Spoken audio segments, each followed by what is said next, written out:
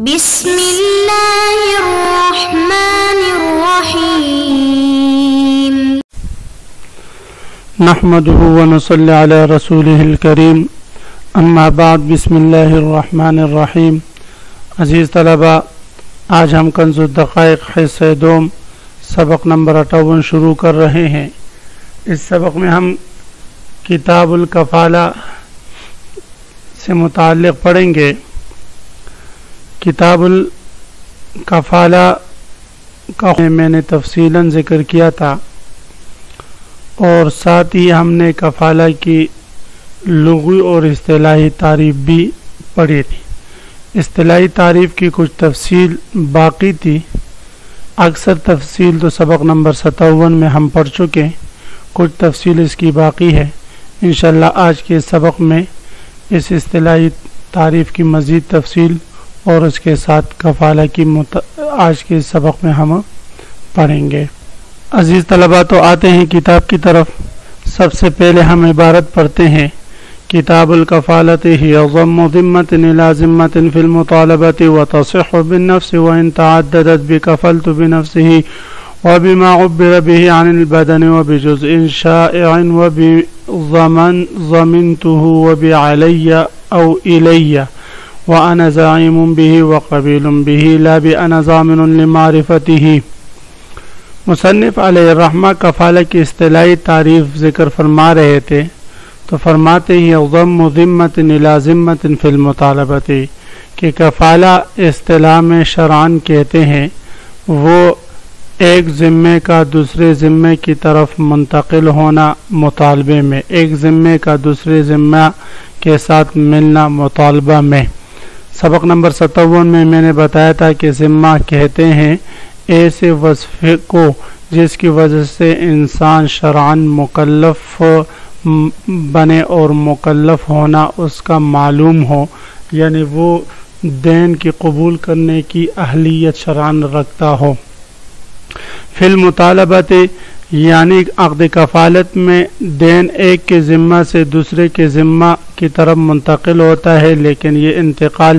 ائمہ احناف رحمہ اللہ تعالیٰ کے ہاں صرف مطالبہ میں ہوتا ہے، یعنی جو مکفول لہو ہے وہ اب کفیل جو اپنے لیے کفالت قبول کر رہا ہے، جو اپنے ذمہ کفالت قبول کر رہا ہے، اس سے دین کا فقط مطالبہ کرے گا۔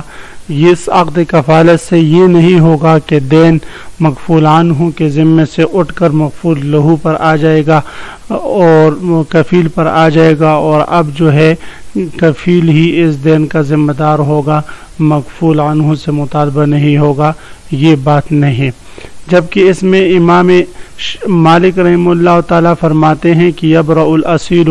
اصیل یعنی مکفول عنہ کفیل کی ذمہ داری قبول کرنے کے بعد بری ہو جاتا ہے، اور امام شافعی رحمہ اللہ تعالیٰ فرماتے ہیں کہ یہ ضم ذمۃ الی ذمۃ فی الدین ہے، نہ کہ فی المطالبہ ہے، یعنی وہ فرماتے ہیں یہ دین مکفول عنہ سے مکفول کفیل کی طرف منتقل ہو جاتا ہے۔ اور ان کی دلیل یہ وہ فرماتے ہیں کہ اگر یہ شخص یعنی کفیل اگر اس دین کو ہبہ کر لے، کس کو بھئی مکفول عنہ کو ہبہ کر دے اور اس کو معاف کر دے، تو فرماتے ہیں یہ بات درست ہے۔ اسی طرح اگر مکفول لہو اس کفیل سے کوئی چیز خرید لے اس دین کے بدلے میں تو یہ بھی ٹھیک ہے، حالانکہ فرماتے ہیں کہ کہ بے اور شراء جائز نہیں ہوتی دین کے مگر اسی شخص سے جس پر دین ہو۔ تو جب مکفول لہو اس کفیل سے اس دین کے بدلے میں کچھ خرید و فروخت کر سکتا ہے تو معلوم یہ ہوا کہ دین اس کے ذمہ منتقل ہو چکا ہے۔ اور وہ فرماتے ہیں اس طرح جس طرح کہ کوئی شخص جو ہے کوئی چیز غصب کر لے اور اس غاصب سے پھر کوئی اور چیز وہ غصب کر لے، آپ فرماتے ہیں تو غاصب الغاصب جو ہوتا ہے وہ بھی غاصب کی طرح شرعاً شمار ہوتا ہے، یعنی اس پر بھی پورا ذمہ لازمات ہے جس طرح غاصب اول پر آتا ہے۔ ہماری ائمہ حنف رحم اللہ تعالیٰ فرماتے ہیں کہ بھئی یہ بات ممکن ہے، محال ہے کہ ایک ہی چیز ایک ہی دین دو بندوں پر ہو جائے،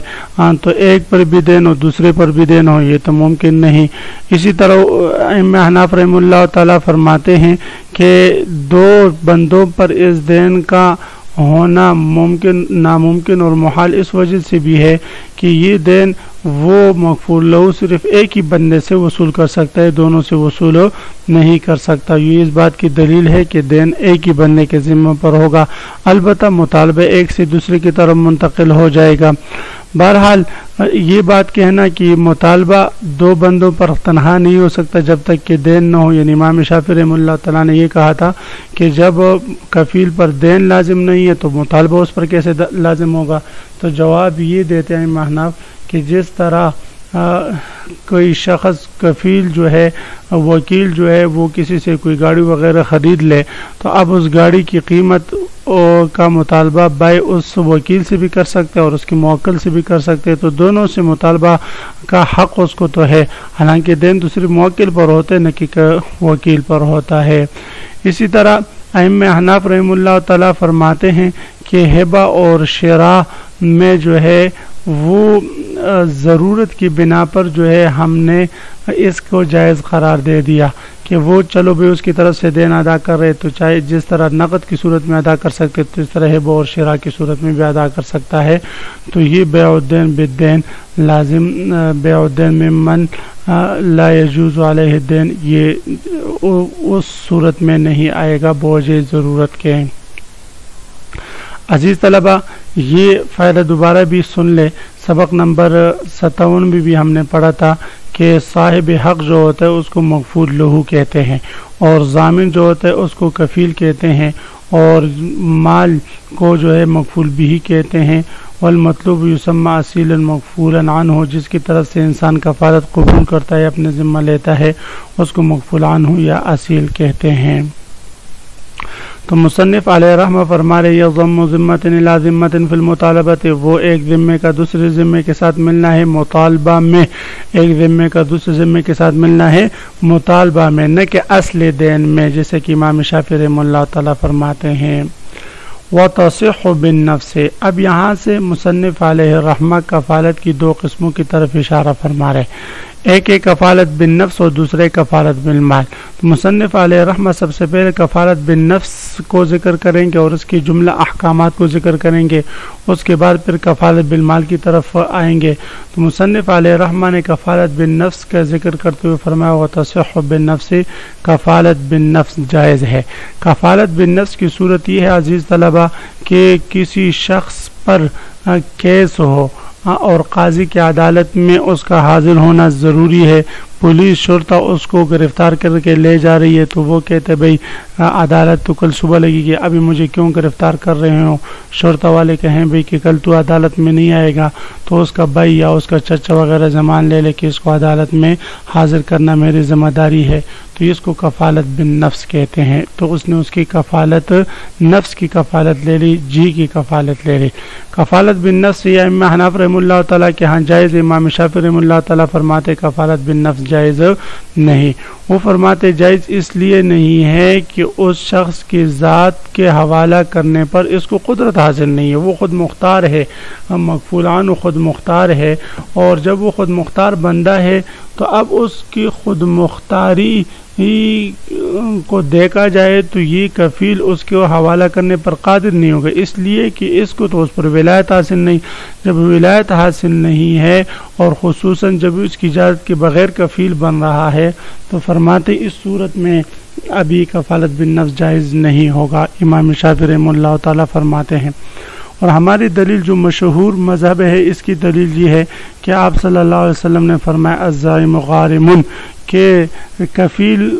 بننے والا، کفالت قبول کرنے والا غارم ہوتا ہے اور تاوان اپنے ذمہ لینے والا ہوتا ہے۔ کفیل سے جو ہے وہ زائم سے جو ہے، الزائم سے مراد یہاں پر کفیل ہے، جیسے قرآن پاک میں اللہ رب العزت ارشاد فرماتے ہیں وَأَنَا بِهِ زَعِيم، یعنی سورۃ یوسف میں حضرت یوسف علیہ السلام کے قصے میں فرماتے ہیں کہ اس کو آپ ہمارے ساتھ بھیج دو، وَأَنَا بِهِ زَعِيمٌ، اور میں اس کا ذمہ دار ہوں گا، کفیل ہوں گا۔ تو زعیم بمعنی کفیل کی ہے، اور غانم وہ شخص جو ضرر اور تاوان اپنی ذمہ قبول کر لے، ضرر اور تاوان کو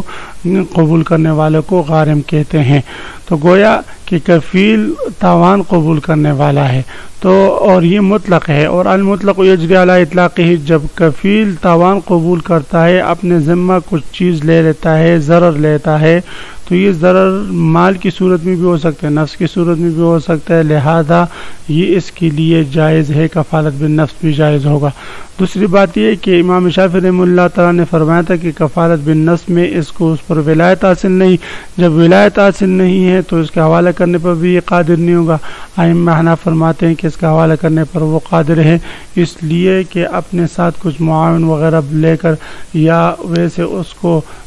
بات چیت میں جو ہے راضی کر کے تو قاضی کی عدالت کے پاس اس کو لے جانا یہ ممکن ہے۔ تو اس لیے فرماتے وتصح بالنفس، میں حناف کے ہاں کفالت بالنفس یہ صحیح ہے۔ وَإِن تعددت، اگرچہ یہ کفالت بالنفس متعدد ہوں، تعددت میں یہ ضمیر مصنف عزیز طلبہ کس کی طرف راجع ہیں، تو اس میں مختلف اقوال ہے۔ پہلا قول یہ ہے کہ یہ راجع کفالت کی طرف ہے، یعنی فرماتے ہیں اگر کوئی کفیل ایک شخص کی طرف سے کفالت بالنفس قبول کرتا ہے، پھر یا دو شخص کی طرف سے کفالت قبول کرتا ہے، یا تین شخصوں کی طرف سے کفالت بالنفس قبول کرتا ہے تو یہ جائز ہے۔ متعدد لوگوں کی طرف سے کفیل بننا یہ جائز ہے، اس صورت میں تعدد کی ضمیر نفس کی طرف راجع ہوگی۔ اور دوسرا قول اس میں ہے کہ تعدد کی ضمیر جو ہے وہ نفس کفالت کی طرف راجع ہو، یعنی ایک شخص کی طرف سے فلانوں کی طرف سے زید بھی کفیل بن سکتا ہے، عامر بھی کفیل بن سکتا ہے، اور بکر بھی کفیل بن سکتا ہے، تین چار کفیل بنانا یہ بھی جائز ہے کہ قاضی کہے بھئی مجھے تین ذمہ دار دے دو، تین جو ہے وہ کفیل دے دو، تب میں اس کو چھوڑوں گا، ویسے نہیں۔ تو فرماتے ہیں متعدد لوگ اگر کفیل بن جائے تو یہ بھی جائز ہے، متعدد کفالت بن جائے تو یہ بھی جائز ہے۔ اور ایک مطلب ایک صورت میں یہ ہے کہ تعددت کی ضمیر جو ہے وہ نفس کفیل کی طرف راجع ہو، یعنی ایک شخص جو ہے وہ عقد کفالت کر لے ایک زید کا، پھر وہی شخص جا کر بکر بھی کفالت کر لے اور دوسرے لوگوں کی بھی کفالت کر لے، تو فرماتے ہیں یہ جائز وتصح بالنفس وَإِن تعددت، اور صحیح ہے کفالت بالنفس اگرچہ یہ متعدد ہو۔ بکفلت بنفسہ، عزیز طلبہ اب یہاں سے مصنف علیہ الرحمہ باب الکفالہ کی تیسری بحث شروع فرما رہے ہیں۔ پہلی بحث جو تھی وہ کفالت کی تعریف سے متعلق تھی، دوسری بحث وہ کفالت کے اقسام سے متعلق تھی، اب یہ تیسری بحث ہے کفالت کی پہلی قسم کفالت بالنفس کن الفاظ سے متعدد ہوگی، یعنی الفاظ الکفالت بالنفس، کفالت بالنفس کے لیے الفاظ۔ تو فرماتے ہیں کفلت بنفسی، اگر کوئی شخص جو ہے وہ کسی مغفولانوں کے بارے میں کہے کہ کفلت بنفسی مغفول لہو، آپ اس کو چھوڑ دے، اس کی نفس کا میں ضامن بن چکا، اس کی نفس کی حاضری دلوانا یہ میری ذمہ داری ہے، تو تصح بکفلت بنفسی، کفلت بنفسی سے یہ کفالت صحیح ہوگی۔ وَبِمَا عُبِّرَ بِهِ عَنِ الْبَدَنِ، اسی طرح اگر وہ نفس کا ذکر نہ کرے بلکہ ایسے الفاظ کا ذکر کرے جن الفاظ سے جمیع بدن کی تعبیر کی جاتی ہو، مثلا کوئی شخص کہے مغفول لہو سے کہ بھئی اس شخص کی سر کا میں مالک ہوں، میں ضامن ہوں، اس شخص کی گردن کا میں ضامن ہوں، اس شخص کے جو ہے روح کا میں ضامن ہوں، تو اب ایسے الفاظ جن الفاظ سے جمیع بدن کی تعبیر کی جاتی ہے، ان الفاظ سے اگر کوئی شخص عقد کفالہ کر لے تو یہ بھی جائز ہیں۔ تو فرماتے ہیں وَتَصِحُ بِكَفَلْتُ بِنَفْسِهِ، کفلت بنفسه سے عقد کفالہ جائز ہے۔ وَبِمَا، اور ایسے الفاظ سے عُبِّرَ بِهِ عَنِ الْبَدَنِ، جن الفاظ سے جمیع بدن کی تعبیر کی جاتی ہو۔ وَبِجُزْءٍ شَائِعٍ، اسی طرح جزء شائع سے بھی اگر کوئی شخص جزء شائع بول کر اور اس سے جو ہے عقد کفالت لے لے، کفالت قبول کر لے تو یہ بھی جائز ہے۔ مثلا کوئی شخص کہے کہ بھئی یہ جو زید ہے اس کے نصف کا میں کفیل ہوں یا اس کے ربع کا میں کفیل ہوں، تو نصف اور ربع یہ جزء شائع ہیں، تو لہذا نصف کہ جب اس نے کفالت قبول کر لی تو مطلب ہے کہ پوری کی کفالت قبول کر لی، اس لیے کہ کفالت جو ہے تجزی کو قبول نہیں کرتا۔ وَبِضَمِنْتُهُ، اسی طرح اگر کوئی شخص کہے مفعول لہو سے کہ میں اس کا ضامن ہوں، ضمنتہ سے بھی کفالت بالنفس جائز ہے۔ وَبِعَلَيَّ، یا کہے کہ اس کی حاضری کرنا مجھ پر ہے، او الیہ یا میری طرف ہے، تو علیہ اور الیہ دونوں جو ہے کس کے لیے آتا ہے؟ بے الزام الشیء علی نفسہ کے لیے آتا ہے۔ الیہ بھی الا بھی اعلیٰ کے معنی میں استعمال ہوتا ہے، تو اس لیے ان الفاظ سے بھی ضمانت درست ہو جائے گی، کفالت درست ہو جائے گی۔ وَأَنَا بِهِ زَائِمٌ، اسی طرح اگر کوئی شخص کہے کہ انا زائم بِهِ، کہ میں اس کا ذمہ دار ہوں، تو یہ بھی جائز، اس لیے کہ زائم جو ہے وہ کفالت کے لیے آتے ہیں، جیسے قرآن میں اللہ رب العزت ارشاد فرماتے وَلِمَنْ جَاءَ بِهِ حَمْلُ بَعِيرٍ وَأَنَا بِهِ زَائِمٌ، اے کفیل۔ وَقَبِيلٌ بِهِ، یا یہ میری طرف ہے، تو اس سے بھی کفالت قبول ہو جائے گی کہ وہ کہے انا قابل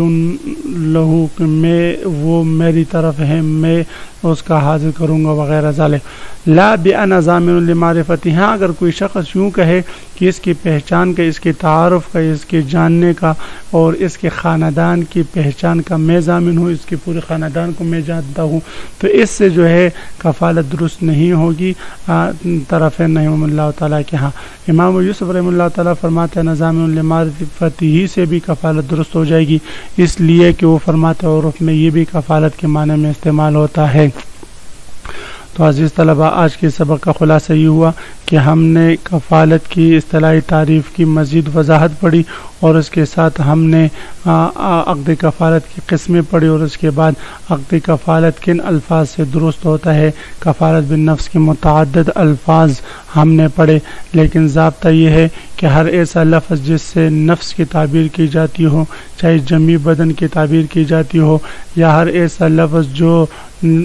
جزء شائع پر دلالت کرے، غیر معین پر دلالت کرے، ان الفاظ سے، اور یا ایسے الفاظ جو عرف عام میں کفالت بالنفس کے لیے استعمال ہوتے ہوں، ان سے کفالت بالنفس درست۔ تو عزیز طلبہ، کل آپ حضرات نے کفالت بالنفس کے متعدد الفاظ اور ان کے مطلب جو ہے وہ یاد کر کے آنا ہے۔ وآخر دعوانا الحمدللہ رب العالمین۔